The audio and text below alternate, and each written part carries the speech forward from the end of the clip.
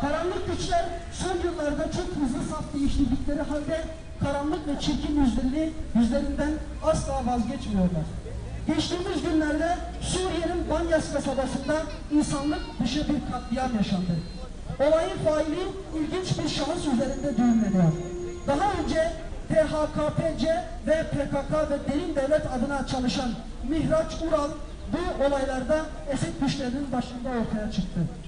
Yüzlerce mazlum Suriye halkının kanı ellerinde olan ve derinlerin uşaklığını ve tetikçiliğini yapan bu eli kanlı katilleri halkımız unutmayacaktır.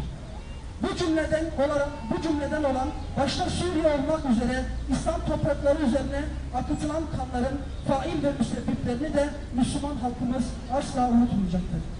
Tarihin bir ibret levhası olduğu, sonu kan ve düğünle bitecek heyecanların bulunmadığı, tevhid ve adalet üzere kurulu bir dünyada yaşama umuduyla hepinizi 297. haftada aynı yer ve saatte buluşmak üzere Allah'a emanet olun.